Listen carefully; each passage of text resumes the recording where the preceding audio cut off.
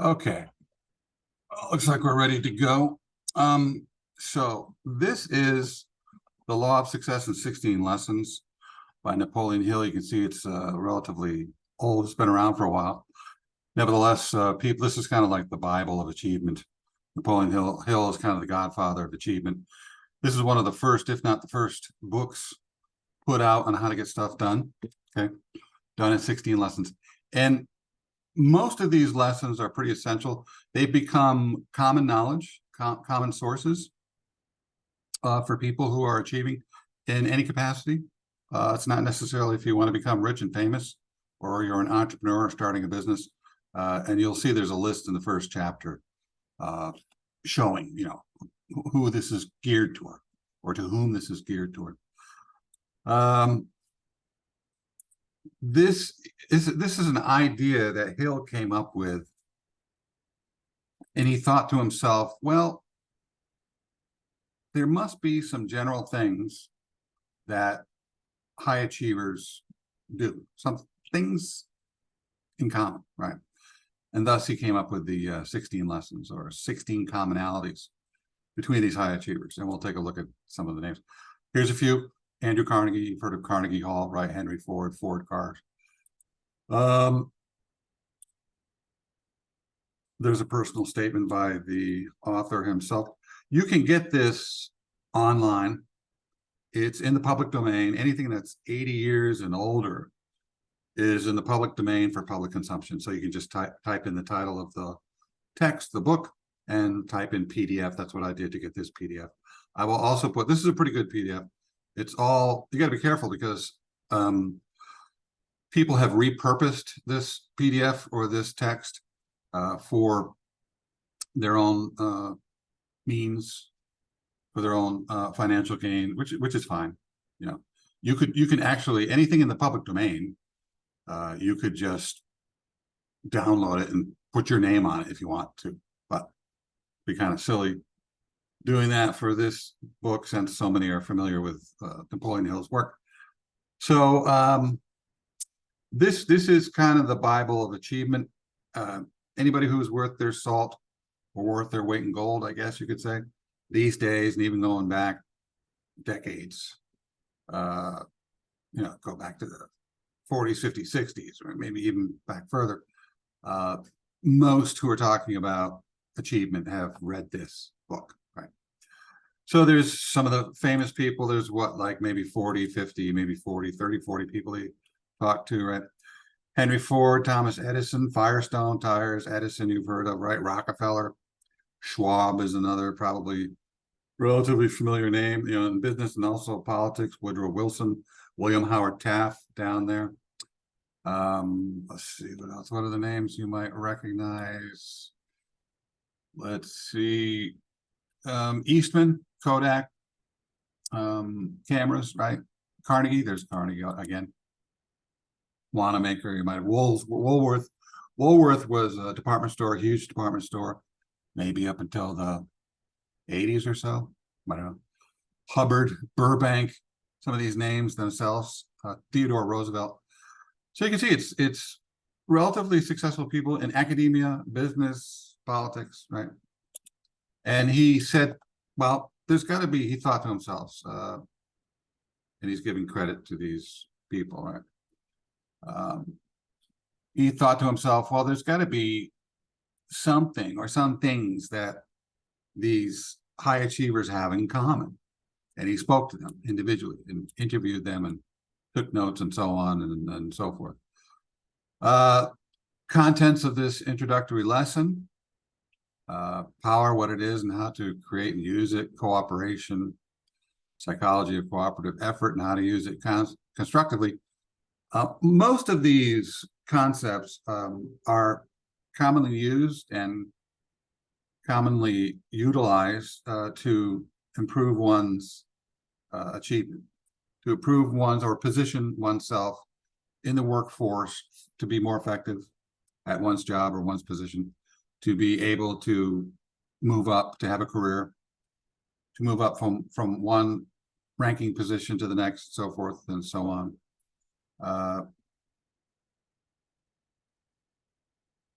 the big six. That's, you know, the six most debilitating fears.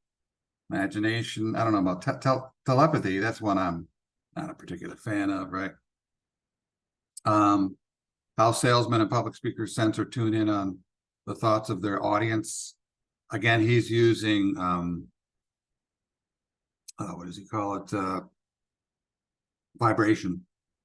You know, you're picking up on the vibrations at the subatomic level even of the audience. So it gets a little quirky, a little new agey, pseudo-sciencey at times, but overall it's pretty sound stuff.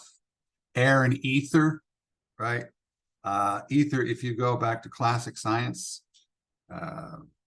before the turn of the 20th century, in the early 1900s, Einstein and others came along at the Solvay conference in Europe, who started talking about quantum theory and started to move beyond this belief that all matter was affected by the ether sphere. Matter functions and moves and operates within the ether. Ether has an effect on matter. And that was kind of a common belief. And that was pretty much dispelled by Einstein, Planck, Boyle, all those early new science, or newer science, I should say. They went from classic to new or contemporary science with that shift, looking at subatomic matter, quantum theory. You know, it's a particle, it's a wave, that type of thing. Anyways, what else we got? So, bunch of things here. I'm not going to go through this list. The quotes here, I don't know if I'm going to stop at every single one, but most of them are pretty significant. They're very profound. This is a good one. I mean, you could read a sentence or two here in these quotes and probably take hours, days studying the profundity, the depth and breadth of what the quote or commentary is saying. Time is a master worker that heals the wounds of temporary defeat. Nicely done. Nice diction or word choice. Very thorough, specifying language. You know, if you want to be a good writer, good critical thinker. In the workforce, this is what employers are looking for, people who can communicate well, better, best, to optimize more specificity. That's a $50 word. Temporary defeat. No, he doesn't just say defeat, right? Heals the wounds of temporary defeat and equalizes the inequalities. That's kind of a parallelism. Ask not what your country can do for you, but what you can do for your country. Equalizes the inequalities. Equal, unequal, right? There's the parallelism and opposites, right? Equalizes the inequalities. Nice little parallelisms are used to bring a point home for sure, but also because they sound cool, they're memorable, right? Ask not what your country could do. That was a JFK speech, probably written by one of his speechwriters, but nevertheless, JFK. Ask not what your country can do for you, but what you can do for your country. Martin Luther King, letter from Birmingham jail, his I Have a Dream speech, full of those parallelisms, anecdotes. You know, if you want to speak well, write well, you got to learn these techniques. You know, you want to be successful out in the workforce, you got to be able to communicate well, use language well, speak it well, think it well, read it well, right? Do it. Equalizing inequalities and rights, right? There it is. There's another one, right? The wrong, right? Equalizing inequalities. Great, right? So, you know, the masters at communication, they know the techniques. Napoleon Hill, obviously a master of communication.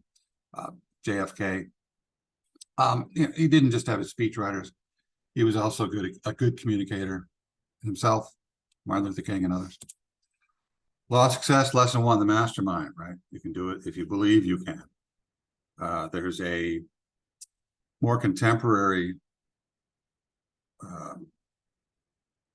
individual who is in the achievement field, Mark Victor Hansen, I think his name is. And his concept, he also has a partner. Maybe it was his partner's concept, but one of those two, and I forgot his partner's name. I actually met him. He's a former professor who went into the field of achievement, kind of like yours truly. And And the concept is conceive, believe, achieve. It all comes down to conceptualizing. You have to sit down, you have to think, you have to look at yourself, you have to look at your background. What's your basic tendencies? What are your basic leanings? What are your basic strengths? What's your personality type? What's your learning style? What's your intelligence type?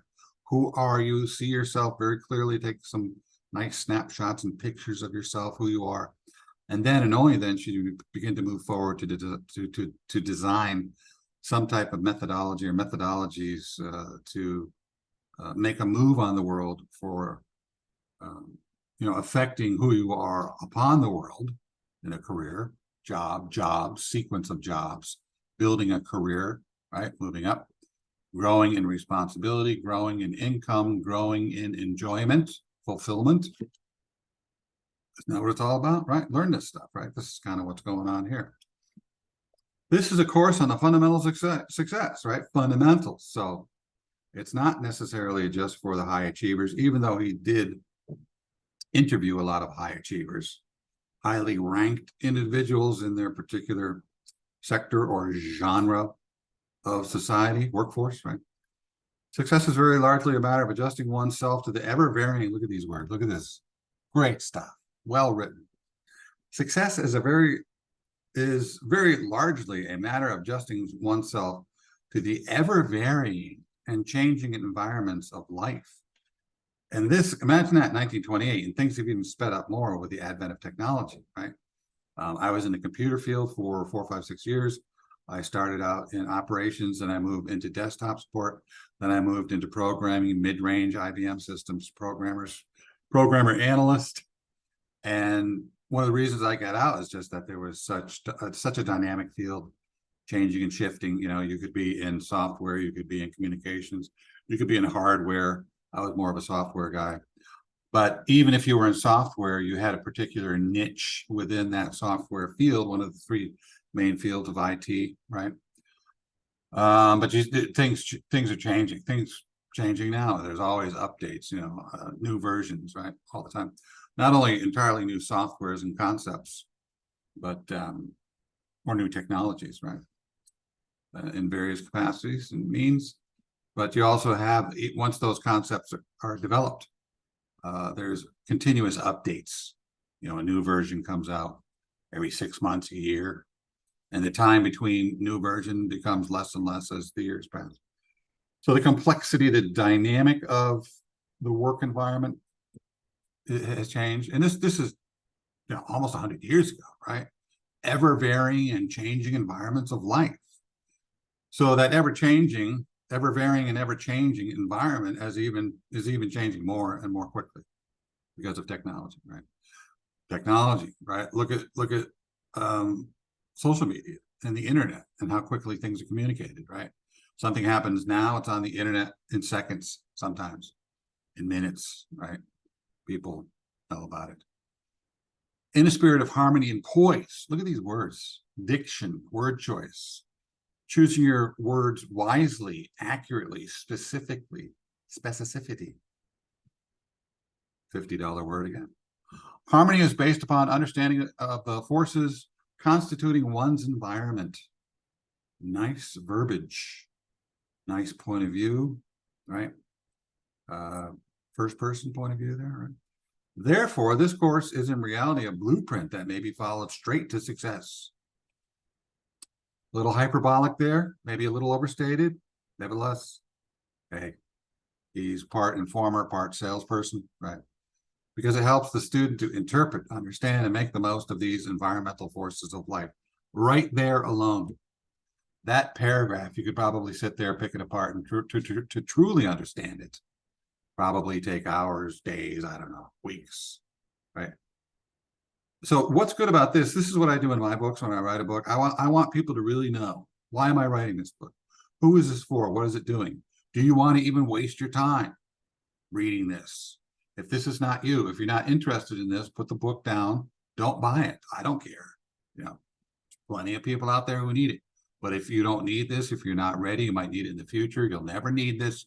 Put it down. Buy it, maybe. Hold on to it. I don't know what you want to do, right? I don't know you. Before you begin reading the Law of Success lessons, you should know something of the history of the course. Boom, there you go, right? This is just like looking at the history of you. Or when I began to research education in the field of achievement, I looked at the foundation. Education, what is it? Where did it start in the United States? Since I'm a United States guy, you know, I'm not going to do education for another country or the rest of the world. I'm just going to do what I know, right? Work from what you know. Don't go beyond your means. To fumble the ball. Don't do that. So I said, education, where did it start? And I realized in the United States, I looked this stuff up, read about it, did some research. It started with moms back in colonial times. They wanted their kids to read the Bible, right? So they taught letters as they're cooking and sewing and cleaning and whatnot. They're teaching their kids, line them up in some chairs in the kitchen while they're cooking. Okay, how do you spell this? What does this word mean? Read, Bobby, can you read the first verse there? You know, that's why there were school moms. School moms, the first teachers were school moms, right? And most teachers, and still true at the elementary level, most are women. I taught at the elementary level, and they freaked out when they saw me, especially some guy. I remember these kids were standing at the window, they're going, "It's a guy. He's huge. It's a guy. He's huge. He's big. It's a guy." You know, they're all freaking out. Like kindergarten cop. You know, see a lot of guys at that level, at that stage. Anyways, before you begin reading the Law of Success lesson, you should know something of the history of the course. Sure, you should know something about the history of you, foundation of you, right? You should know exactly what the course promises to those who follow it until they have assimilated the laws and principles upon which this is what you need to do, not only about this course, but all endeavors. I'm starting off on education. I'm really beginning to see education for the first time, openly examine it. I talked about this in those 3 videos about college and life success, right? Understand what education is. Where did you come from? What is your high school's mission statement? What is your college, if you're in college? Your college's mission statement. Are you getting what you're allegedly supposed to be getting? How much was missed? Even if you get a high school diploma or college degree, still what's missing? There's a lot missing, even with a college degree. I talk about that. Most employers talk about that. Most employers are not happy with what's coming out of today's colleges. Yeah. As regards skills, knowledge, not just knowledge, the stuff you learn from books, right? But skills, the stuff you do beyond just sitting there with a book passively, right? What can you do? Skills, knowledge, attitudes. People coming into the workforce with bad attitudes, not enough skills, not enough knowledge, good reasoning, good critical thinking, good communication skills, stick-to-itiveness skills, work environment skills, don't arrive on time, don't stay long enough to complete the task, not willing to work late or work weekends, don't communicate well with people, don't work well with people, blah, blah, blah, blah. This is all the stuff. You want to be successful? You want to get a job? You can get a job. Oh, people graduate from college now and they can't find jobs. Do what you need to do to get the damn job. Sorry, that's my coach. I have Newt Rockney. Was he a coach? Sorry, Vince Lombardi. Newt Rockney. You should know its limitations. This is me. Good Lord, all geniuses think, oh, this good. Right? You should know your limitations, right? As well, its possibilities as an aid in your fight for a place in the world. That is great. That's what Thick-Face Blackheart talks about, right? Achievement in the world. It's kind of it's a battle. It's a struggle. Maybe not a war, but it's a battle, because war would be a larger confrontation. You're a small individual. Maybe you're having little battles within the greater war of battles, career and whatnot, right? Again, I'm not going to go through all of this. The middle one there, this is great. The most successful men and women on earth. That covers it. Look at if you trust people and know people who, and you know that they're pretty good thinkers. They're not just blowing smoke. It's not just all hyperbole, which is just making noise. I'm the greatest. Maybe not, right? Hyperbole is just overstatement. It's to sell. Hyperbole, it's to sell, it's to impress. It's maybe to deceive. A lot of salespeople, politicians do that crap, right? You don't want that, right? So, but I think he meant this, right? The most successful men and women on earth have had to correct certain weak spots. Good Lord, man. I didn't read this until after I wrote my book and did all my stuff, right? If you look at something, that whatever issue or concept or ideology thing you're looking into, common sense says that you should follow certain paths of insight, research, knowing, right? Most of what he's talking about here is what I'm talking about, or have talked about, in understanding yourself, in achievement, in moving forward, in being successful in career, education, college, life. Same concepts, right? If it works, why reinvent the wheel? And you'll find that if you research things, basic common concepts, common sense concepts will appear to you, right? They appeared to him, they appeared to me and others, right? So yeah, get rid of your weaknesses, work to your strengths. Had to correct certain weak spots in their personalities before they began to succeed. And what are some of those weaknesses? And these are common weaknesses, right? And I went through this list. I think there's other lists like this in the book. Oh, there's another one in Thick Face Black Heart. That's where I saw it. It wasn't just here. That's the one I'm going to have to find. When I go through Thick Face Black Heart, I'll see if I can find that list. And there was more. There was probably like a dozen of these weaknesses, things that you need to get over or work with. And when I was younger, I had them all in droves. Tons of stuff, right? But as I worked on them, I made those weaknesses my strengths, or started to get rid of those weaknesses and replace them with strengths. And now, of the 12 items, weaknesses in that list, I'm talking about Thick Face Black Heart, not this. Probably 2, 3, 4. I still kind of dabble in. You're always going to have weaknesses, and some are not always going to. You're not always going to be able to master or eliminate. I don't know if you can ever eliminate all weaknesses, but master, mostly master. Limit to the greatest degree. Intolerance, you don't want to be that. A lot of these are usually because you're lazy, selfish, or weak. Lazy, selfish, or weak, immature, right? If you're intolerant, that's a weakness. That's an immaturity. You have to be tolerant. Why? Because there's just endless difference out there, right? If you're yelling from your own selfish perspective all the time, everybody needs to be like me. Look at all the difference out there. I'm intolerant of everybody who doesn't like and think the way I like and think. Blah, blah. That's, what do you get, 12, right? Cupidity, I don't know what the heck that means, but it's probably got the love concept.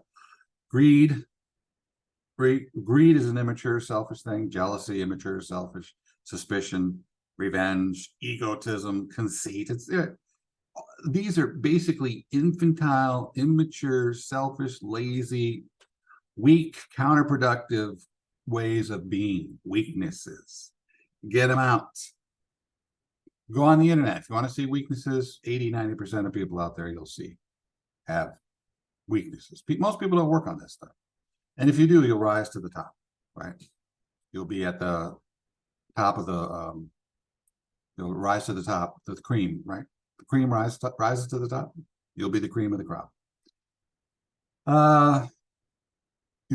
Last paragraph, you should know at the very outset that the law of success, of course, has long since passed through the experimental stage. So this is the key concept. It's out of the experimental stage. He's worked with this for some time. Again, these are not my lessons. I have my own book with my own lessons, which I'll probably run through at some point in the future. But this is Napoleon Hill, right? And I'm just trying to give you an overview of this stuff. There's 122 pages, just this chapter alone. These chapters are very long. So I'm probably gonna have to do a video for each chapter, and I'm probably gonna skip a few chapters just for the sake of time, and also because some of them are not, like, they're kind of new agey, kind of pseudoscience stuff. So I'm gonna skip over it. The more grounded in reality stuff, or more what's like as a scientist, right? What's your empirical data? Empirical data is stuff that works, right? It's not based in belief or fantasy or imaginings. It's based in facts, evidence, research, proven research, evidence done over, confirmed time and time again. Experiments run time and time again by a whole bunch of scientists, and the research and the data confirms to the greatest degree that what the conceptualization was at the beginning is true. It works. It's solid thinking. It's a good experiment. Yes, the answer is this. Right? So that's what he's talking about. Law of Success course was first used as a lecture. So he's going into the bit of the background. I'm not going to go into all the these lectures. The first big victory game for the Law of Success philosophy. I'm not going to go into all this stuff. Let's look down here. And yeah, and he's now giving you some evidence. This is a common way to write. If you want to learn more about writing, that's another video I probably have to make. First of all, you set up the concept. You have an introduction, which gives you background information, right? Then you progress to the thesis or the main idea or the premise or the point you're trying to make. And then the middle paragraphs are all about support, giving evidence, examples, facts, data, graphs, research, expert testimony, non-expert testimony, right? To support or expand upon or develop or to magnify and clarify and expand upon and to show what you mean by that relatively abstract, vague statement of a thesis or premise, right?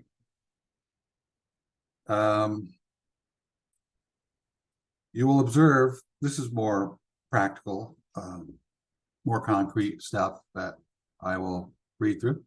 Last paragraph, you will observe in this general introduction to the course a few technical terms which may not be plain to you. It's so well written. I know how to write.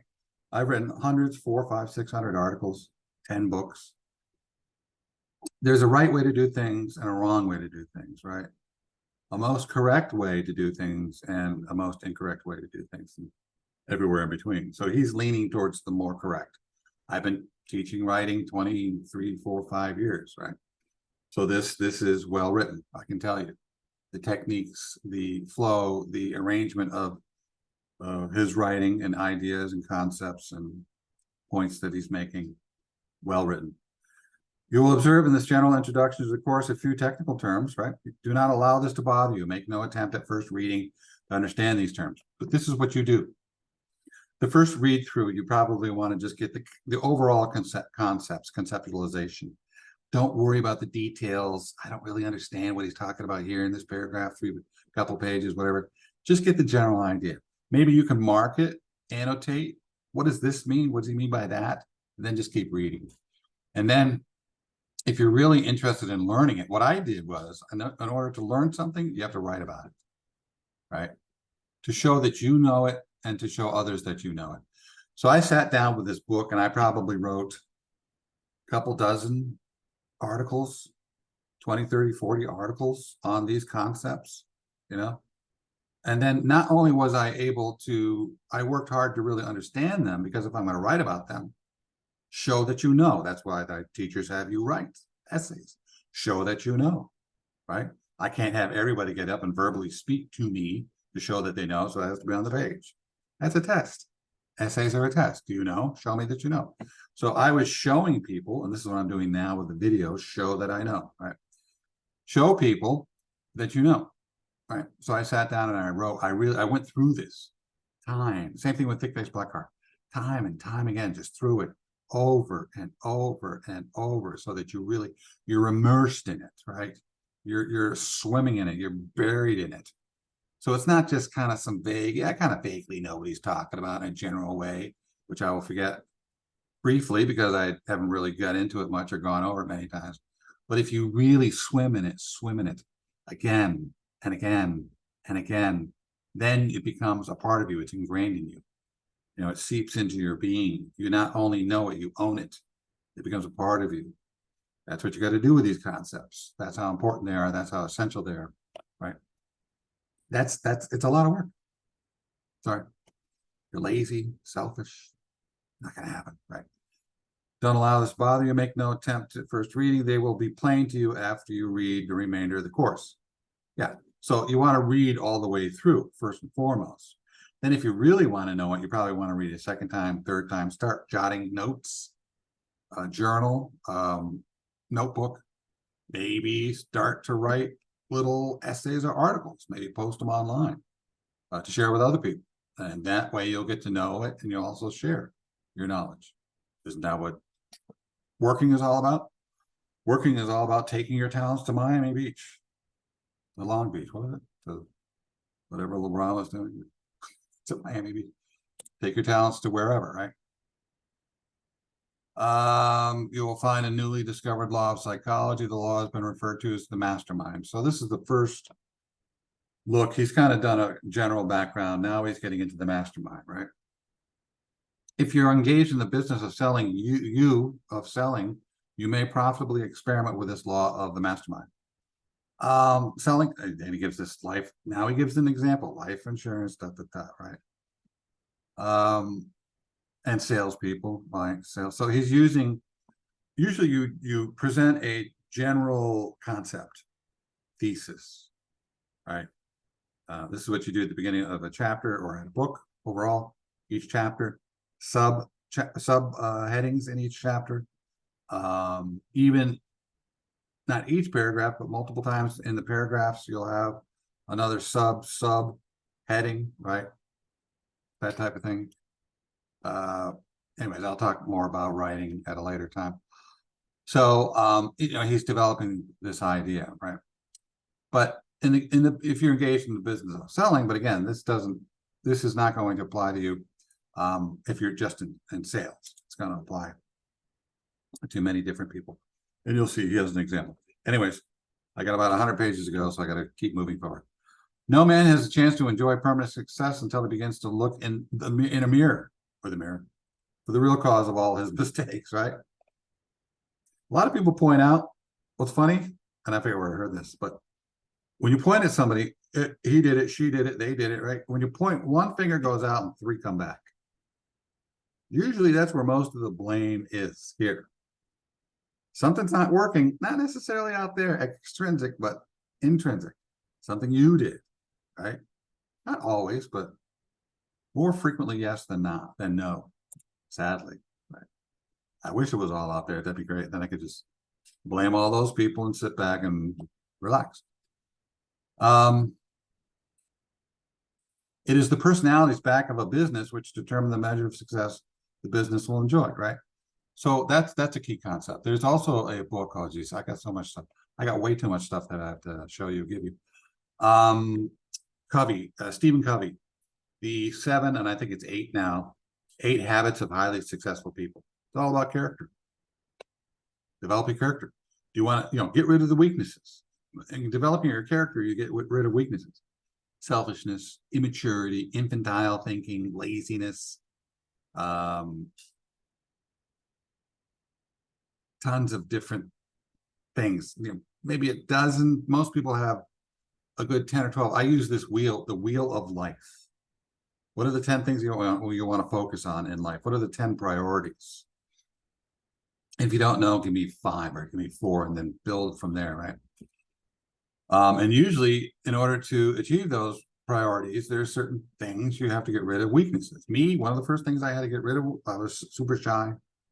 I had no self-confidence.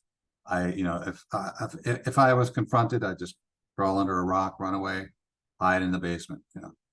So for me, that was the major number one weakness, detracting. And then there were other things as I moved forward. Life insurance, why, personalities, 99 people. Here we go. As a critical thinker, whenever you see most of the time, all of the time, most significantly, a major point, this is a major point, this is significant. 99 people out of every 100 who purchase life insurance policies do not know what is in their policies. And what seems more startling, do not seem to care. Most people who go off to college, similar idea, right, or way of thinking. Most people who vote in the political realm, same thing. They don't know anything about politics. They don't know anything about government. They really don't know much about the politics. They just go, I'm a D, I'm an R, I'm an I, I'm in that group. It's all partisan garbage, right? And I'm a part of that cult, the red cult, the blue cult, the independent cult, and I'm just going to follow what I've been following, and I'm going to follow the followers who've been following the follower forever. right? My family have been Democrats, Republicans, Independents, Green Party, non-political, blah, blah, blah, for 100 years. So I'm the same thing. I'm a robot. I'm an automaton. I'm a Johnson. I'm a Brown. I'm a whatever. I do what our family does. I am a robot. It's not that easy. It's not that simple. It's much more complex and requires a lot more work to define, differentiate, exemplify, and to move forward. Your business in life, or at least the most important part of it, is to achieve success. That should be a tattoo that you put, how are we going to put it? On your arm so you can read it. Or maybe on the forehead of a loved one. Or put it on your forehead so you can read it in the mirror. Right, backwards. Write it so that you can read it in the mirror the correct way, forwards. Success within the meaning of that term is covered by the course of the 15 laws of success as the attainment of your definite chief aim without violating the rights of other people. Boom, that's it. That's kind of like laws, right? In the United States, you're free to do whatever you want to do. You have freedom of speech, you have freedom of religion, you have freedom of political alignment, right? You can do all these things as long as you're not infringing upon the rights of others, right? That's America right there, right? That's the constitutional republic, not a democracy.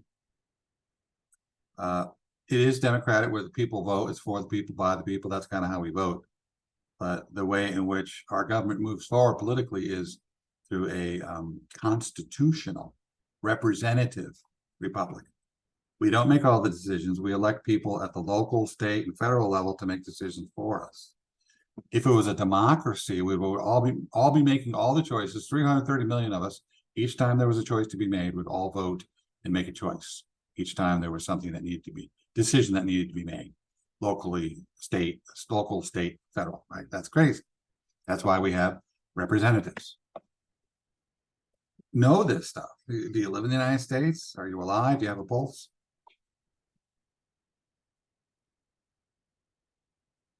Oh, there it is. I just went to the cardiologist. I do have a heart. Everything's fine. I'm good. What else? So this is lesson by lesson. Here's the lessons, right? I'm not going to go through. So these are basically the 16 lessons, all good stuff. Savings, I'm probably going to skip over that one.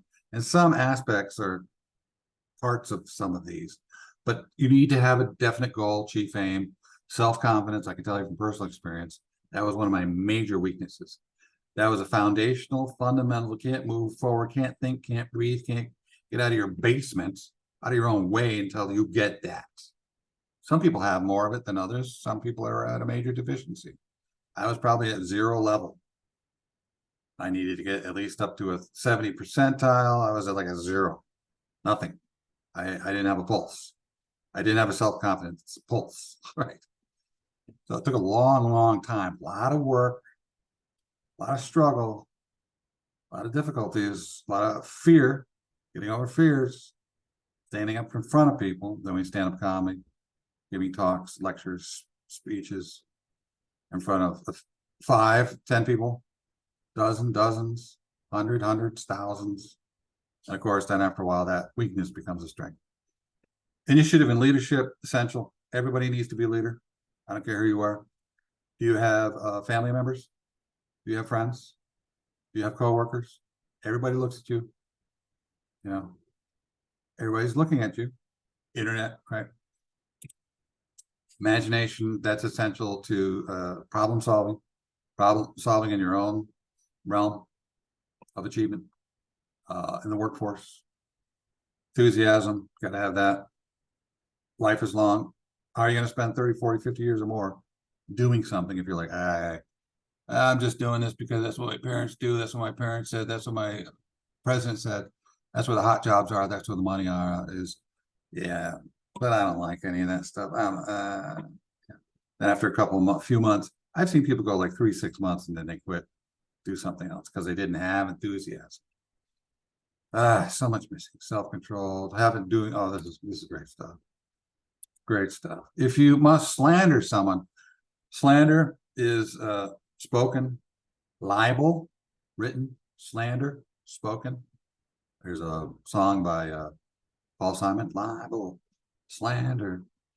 I've seen everything I said in the Bible. If you must slander someone, don't speak it, but write it. Be careful what you say. Don't do undisciplined, emotional, knee-jerk reflex type of response. Physically, don't jump out of your car and start attacking people. Don't attack people on the internet immediately. There's a lot of things I'd love to say, but I never say. I might say it to my family and friends, but I never post it. Right? Don't speak it, but write it, or maybe say it to people who aren't directly affected by it. Right? And this is good too. Write it in the sand. Near the water's edge. Water comes in, takes it away. So you aren't speaking evil, right? Because I'm sure there's many people who could say things about you, true or not true. So anyways, it's all good stuff.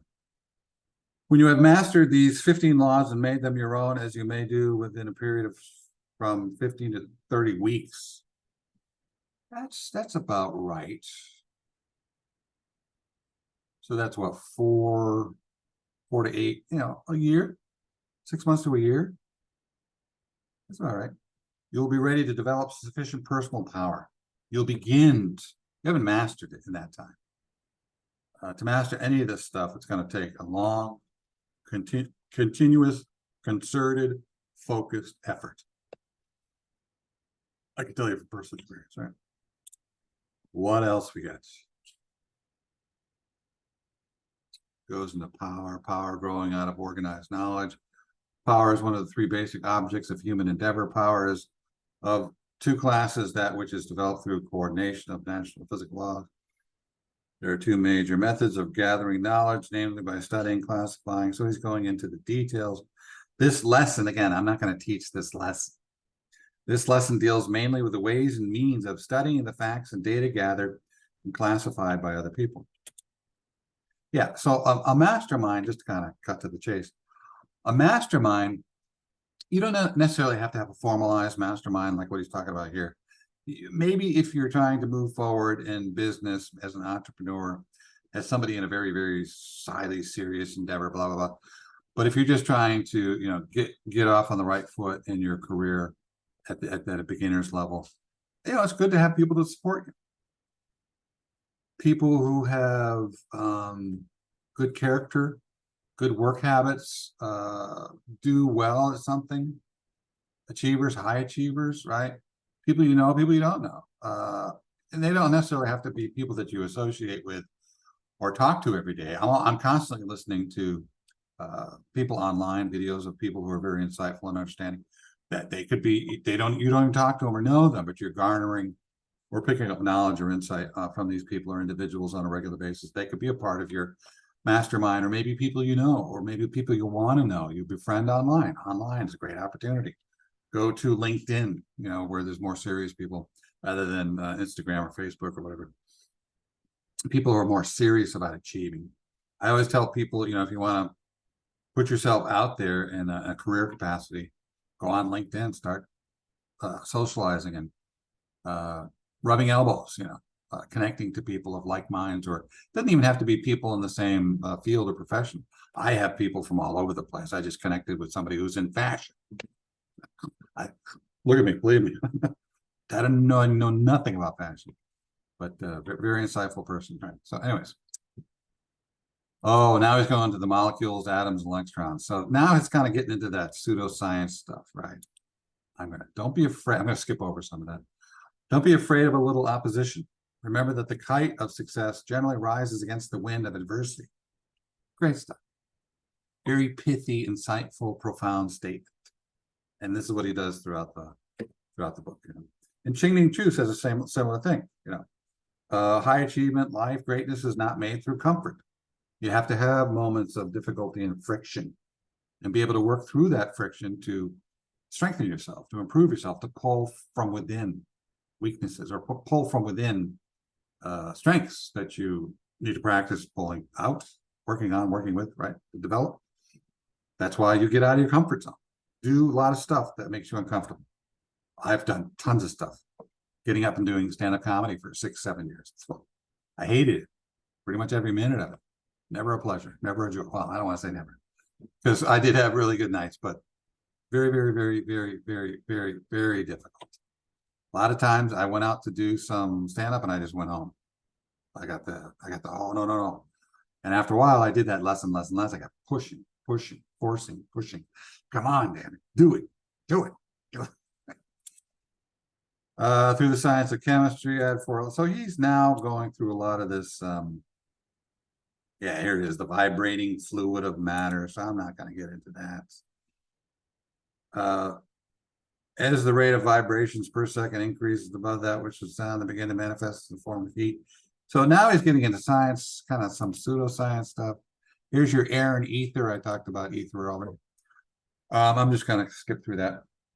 I'm going to see what little nuggets or insights or things that I can pull from. Again, not my course, not my lesson. I've gone through this stuff many times, and there's great things to pull from here. Maybe 70%, 60, 70%, a lot of stuff. That's what you got. You got to go through it yourself, you know, and pull out the nuggets, the gold, the gems, right? Render more service than that for which you are paid. This is doing more than you're asked to do. And you will soon be paid for more than you render. Great. Great philosophies. These, again, this is the Bible of achievement. Great insights, right? This is the stuff I like. Okay? Not the kind of pseudoscience stuff. Kind of like that law of success. The secret, this, how's it called?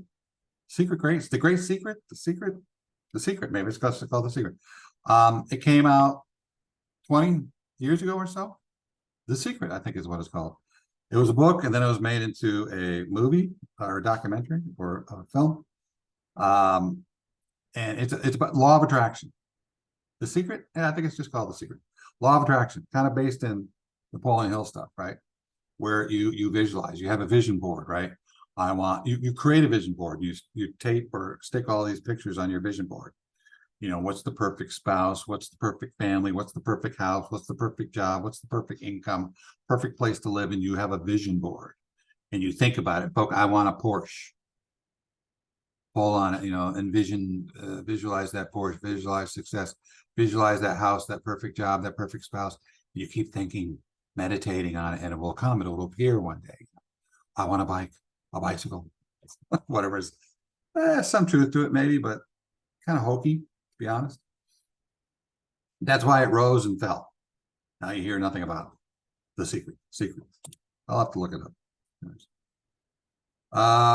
Here's he's talking about Alexander Graham Bell. So he's really going into this violet light. Oh, yeah, that's my book, Black Body Radiation and Ultraviolet Catastrophe. So violet light is the hottest, right? Where there's greatest frequency. The ultraviolet light. If something has an ultraviolet light, it's super hot, right? At 3 million, it sheds ultraviolet light vibrations, right? And he's talking about quantum physics. You know, the more, you know, like the heat, right?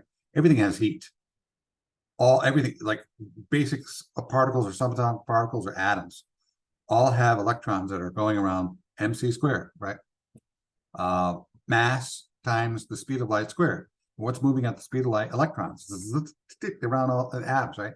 That's what creates the energy. Everything has energy. You know, this desk, this computer, we have energy, the couch, everything, right? All matter has energy, right? That's what he's talking about. So the vibrations. Anyways, kind of science, kind of not. I'm not totally into this stuff. What else we got? Briefly, a posture that mind can communicate. Yeah. So here it is, right? That the mind can communicate directly with the mind. Rests on the theory that thought or virtual force is a form of electrical disturbance, right? Electromagnetic energy. That's what light is, right? Light is electromagnetic energy, right? Electrical disturbance that it can be taken, induction and transmitted distance. Distance either through a wire or simply through all pervading ether. Again, so this is classic science, and it's kind of been done away with. When he wrote this book, I think 1925 was the Solvay conference, or conference at Solvay, the Solvay conference in Europe, when Einstein and Planck and Boyle and all those people were getting away from the ether and getting more into modern science and subatomic theory and quantum theory and theory of relativity. So moving away from this stuff. This is old, right? So I'm not going to receiving station. I'm just going to kind of skip through this stuff. Every failure is a blessing in disguise. See, this is what I like, and it's true. Providing it teaches some needed lesson one could not have learned without it. Right? Most so-called failures are only temporary defeats. Watson. Yeah, remember? The devised coming up with a light bulb. 1,000 different tries, right? Edison, Tommy. Wasn't Watson? Watson, dear Watson. That was the telegraph, right? If I remember correctly. So 1,000 different attempts, right? It's not, he didn't say it was failures. It was steps along the way to achievement, right? Just like when anybody is doing anything, Michael Jordan, I failed so many times. I failed more times than most because, I mean, that's the thing that made me successful. I got rid of the heebie-jeebies and the mistakes and the failures. I eliminated my weaknesses and made them strengths. They practice a lot, right? Oh, let's see. I don't know if there's self-confidence. Yeah, now it gets a little more into the more. Well, the Bible is above beyond the power of man. So there's some biblical stuff in here if you're not necessarily a religious person, right? Mastermind. We come now to the next step in the description of the ways and means by which one may gather, classify, organize useful knowledge. The term mastermind is abstract, has no. It's chemistry of the mind. So again, this lesson is very long, lengthy. I'm not going to go into it. We don't need to go into it. As you can see, there's some old science, classic science, pseudoscience stuff in there that's little, not only up and up as far as I'm concerned for what we need today. To believe in the heroic makes heroes. Disraeli. Remember Disraeli gears? Are those the gears on your bike? Mastermind may be created through the bringing together or blending in a spirit of perfect harmony of two or more minds. So this is a little more practical, more concrete stuff instead of the pseudoscience kind of stuff. Out of this harmonious blending of the chemistry of the mind creates a third mind, which may be appropriated and used by one or all. It gets for me, for my purposes, it gets a little into too much detail, I think, thus the long and lengthy chapter, 122 pages. I don't know.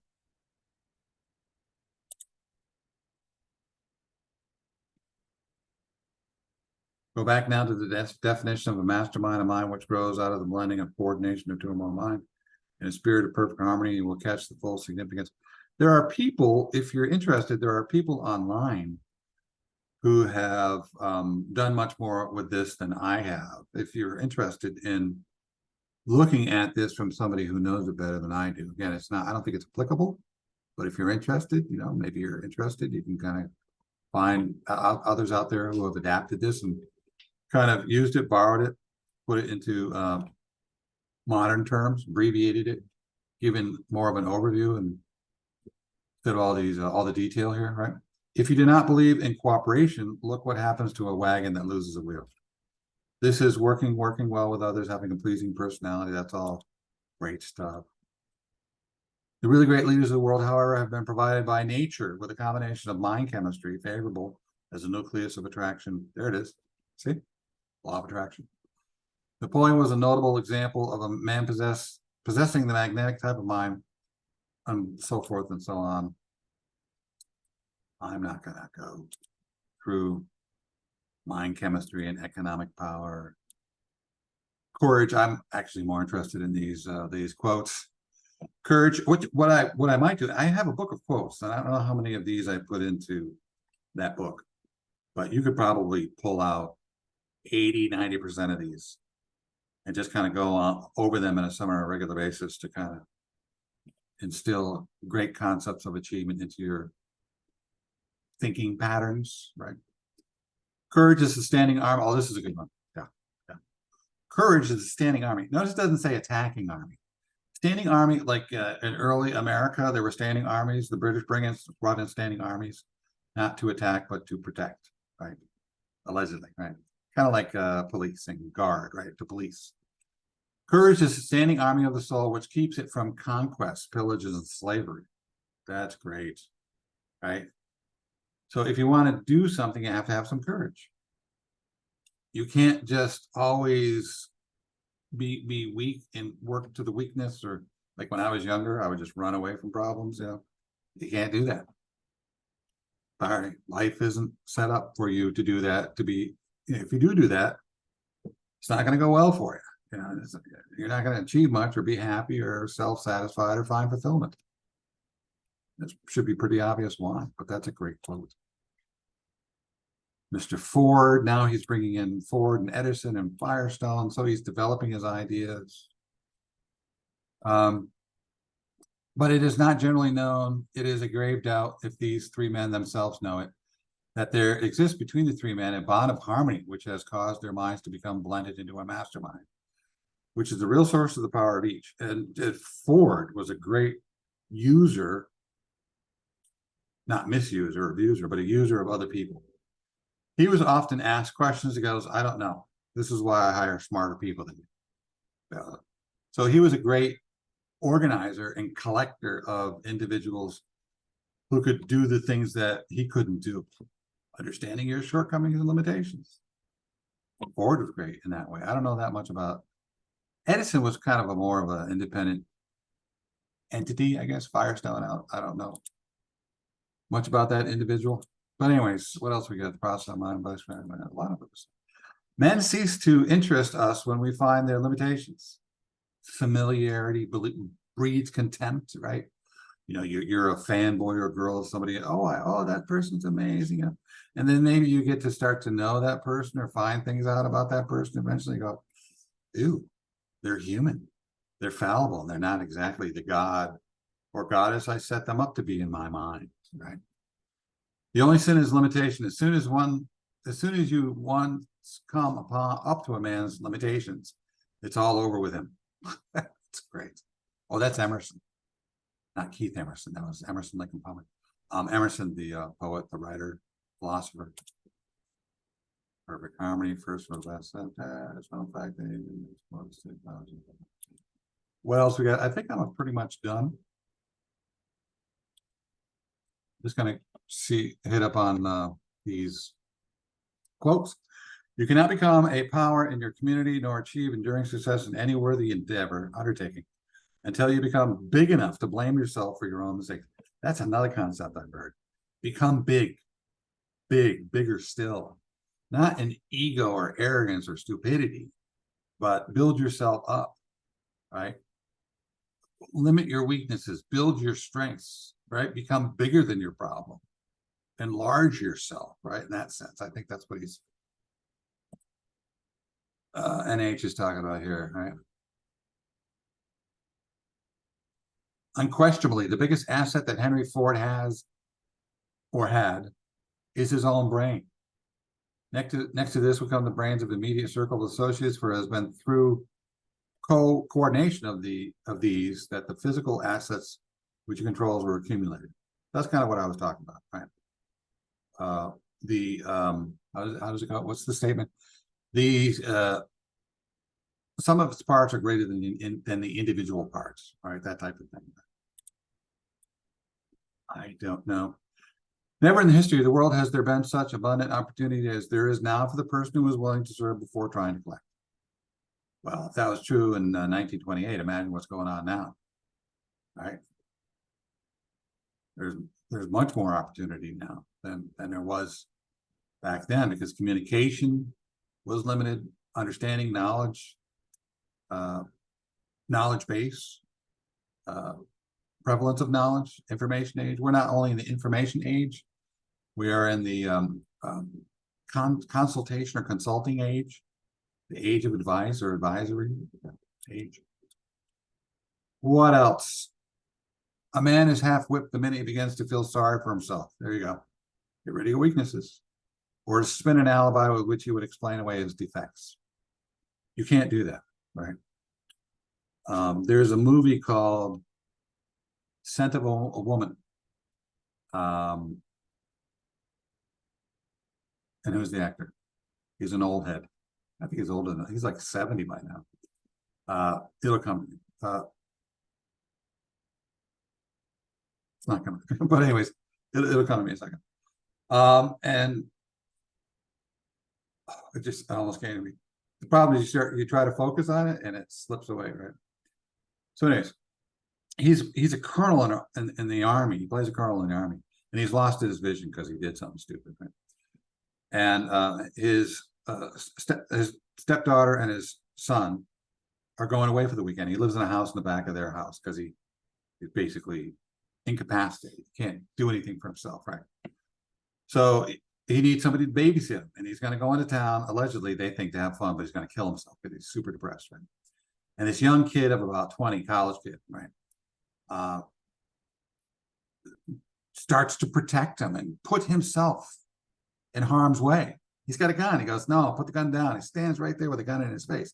He goes, go ahead, pull the trigger, to this old guy who wants to kill himself, right? Al Pacino, see, told you it would come, Al Pacino. And the kid eventually helps him to find the desire to live. And the kid is going, he was the guy that played Robin in the Batman and Robin film from way back, whatever, Batman, I forgot what it was called. But he's at a private school, and the colonel, Al Pacino's character, actually defends him at a mock trial because the kid was caught doing something. They're going to use him as an scapegoat, not the two rich kids who were caught, but this poor kid, right? And then Al Pacino defends him because of his great character. Great scene. Boom, right? He said he's not spinning an alibi. You know why I messed up? Because I was too weak. I didn't want to take the hard path. I didn't want to admit my shortcomings. You got to watch that. Maybe I'll post it in the description. Let me put that note here. Scent of a woman. There you go. Okay, I got to finish this up. I'm just going to skip through to the end. There's a couple more I want to look at. Seek the counsel of men who will tell you the truth. Here we go. That's kind of related to the previous one, right? Even if it hurts you to hear it. My wife is like that. Honey, do you think I need to lose a little weight? You're disgusting. Yeah, 20 years of telling me the truth. So mere condemnation will not bring the improvement you need. This is great stuff, right? You got to be brave. Courage. What's that quote say about courage? The successful lawyer is not necessarily the one who memorizes the great number of principles of law. On the contrary, the successful lawyer is the one who knows where to find a principle of law, plus a variety of opinions supporting that principle, which fit the immediate needs of a given case. In other words, the successful lawyer is he or she who knows where to find the law he or she wants when he or she needs it. This principle applies with equal force to the affairs of industry and business, right? Research. Know how to do research. Know how to understand your limitations, your shortcomings. I don't know. I don't know the answer. I have to help people. When I went to the cardiologist today, it was kind of a relatively new, not a new cardiologist, but new to the facility. And he said, let me go get second, third opinion on this. Yeah, we're going to do that. This is kind of a general checkup type of thing. I'm fine. Line of interrogation. So when you lose your sense of humor, get a job running an elevator, because your life will be a series of ups and downs anyway. Anyways, that's kind of, oh, here it is. This is what I was talking about. Who can profit most by the law of success? Railroad officials, salespeople, merchants, automobile agents, kind of different titles than from what we use now. School teachers, students, bankers, everybody. See, farmers. An aim in life is the only fortune worth finding, and it is not to be found in foreign lands, but in the heart itself. Inner projection. All these stuff, all good ideas are out there. All good ideas have been around for a while, and they just get repurposed, reused, that type of thing. I think if you cannot do great things yourself, remember that you may do small things in a great way. That's a great thing. I think that's about it. Winner never quit, quitter never wins. And that's it. Oh, this is the 6 most dangerous enemies. The 6 fears that will take you down. Fear of poverty. This is what we are most fearful of, the general big fears of life, right? And again, you can read through this, get this. This whole thing is good. You're gonna have to probably it's tough, that's why I'm saying you might want to find somebody who's more knowledgeable of this stuff or knows these lessons better than I do. I'm just trying to give you overview exposure to the stuff. That's all I'm doing. I don't know the lessons. I haven't taught them. It's not my thing. And you can see some of it's archaic or old or outdated. But anyways, fear of poverty. That's why people, are so much about making money. Fear of death, fear of ill health. A lot of people think, of course, you can't ever overcome death. You're all going to die, right?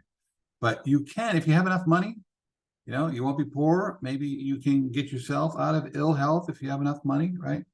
Fear of loss of love. If you lose love, maybe you can go out and more readily find love if you have a lot of money, or fake love.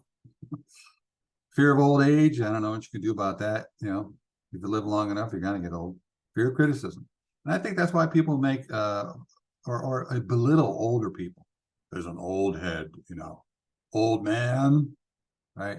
Old, and it's people that are not necessarily, they're projecting their fear onto those people. That's all they're doing. It's a weakness. It's an immaturity.